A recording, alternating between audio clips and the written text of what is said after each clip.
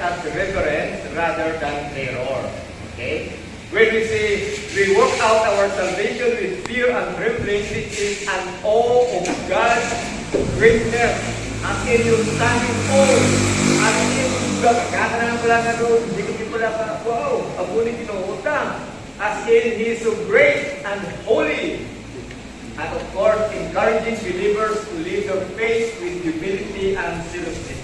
When Paul said, work out your salvation with fear and trembling, Paul is telling the believers in Philippi, he is encouraging them to live in faith and to live with humility like Christ, our Philippians 2, at the same time with seriousness as a Christian.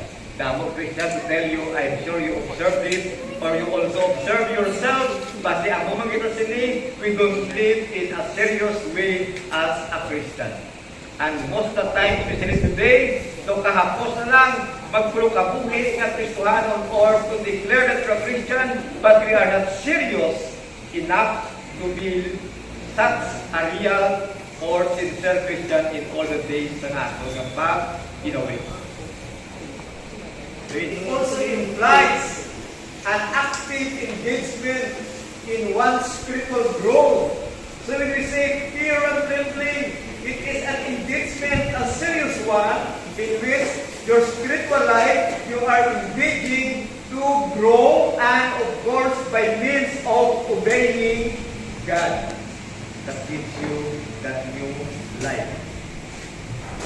It is also our humble and careful approach to living out one's faith and be vigilant to our spiritual life. Be vigilant because God is the God of the universe. Again, it's talk about the omnipresence of God. He's holding the universe and He is the God who holds the universe. Yet He laid down His life to you so that you have such a spiritual life that is connected to Him or that is in relationship to Him. Therefore, be vigilant on that spiritual life. And the way that you can be vigilant is to work out your salvation with fear and trembling.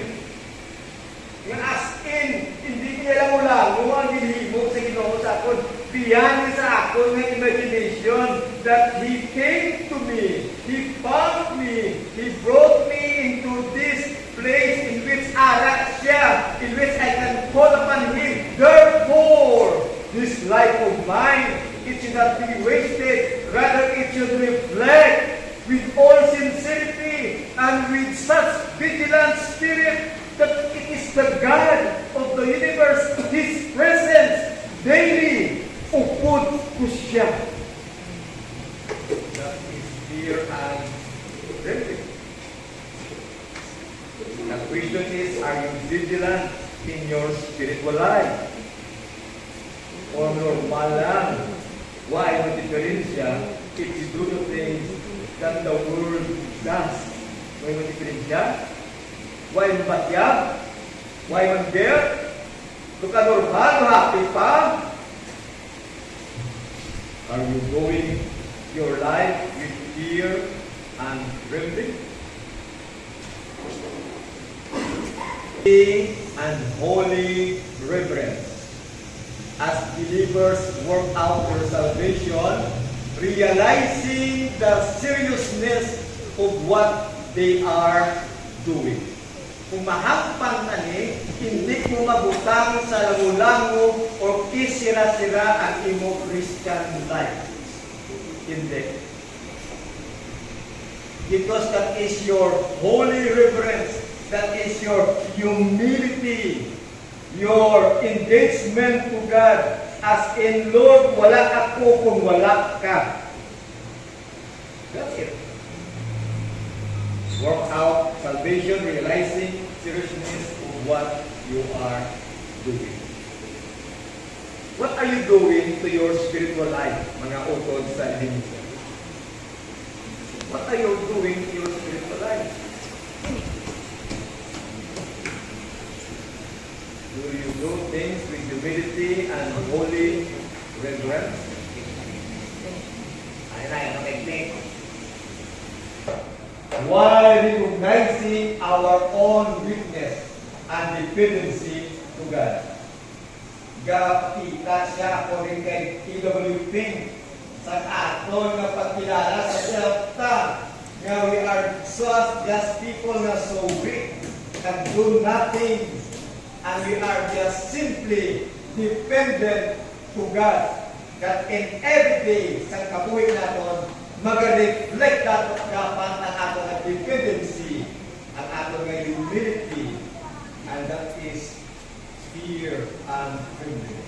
Nga kung makasala ka sa Ginoo, grabe ang imo nga pagbakyat, ang imo nga remorse, grabe ang imo nga feeling, as in nahuya ka nakatubang sa Ginoo, as in nahuya ka sa imo nga balingon, because in the first place you are nothing, but God give you something, His very Son, Jesus, and therefore, this very powerful act of God through His Son Jesus in your heart, it is expected to be reflected in the life that you have. But because of such attitude na ara ita, nga ginapatid ata akong kabuhi sa kong Ginoo, magkakahuya ikaw, magabakya sa kahuya, because you know that the God who gave you a life is a God who is holy and deserve such reverence sa aton nga kabuhi.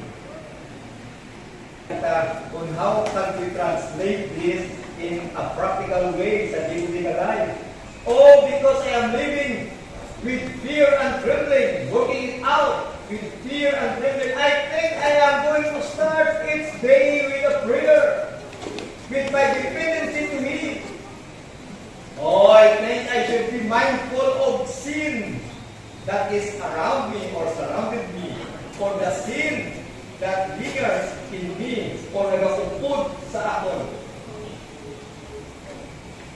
I think I should fill my mind with Scripture, because God is holy and righteous. He is such a big God that no one can comprehend Him. Yet He gave me this life. Therefore, let this mind of mine be filled with His Word, so that I may walk with all humility and dependency and honoring sa iyang pagkadiyos. I think I should be aware of God's presence. That when I talk to a person, God is standing beside me. That when I'm going to ride on a jeepney, God is standing on me. He's also sitting beside me when I drive. He's also sitting beside me when I respond to the traffic lights. He knows. I know that He's with me.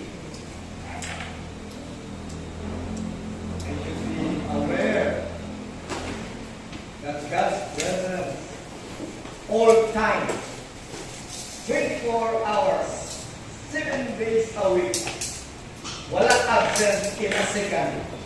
Amulan Ginoo tungkol sa ako.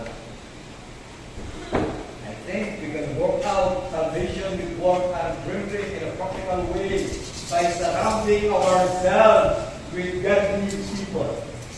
Sino mag-uupo mo sa mabuhi? Ito? Hinday? Who surrounded you?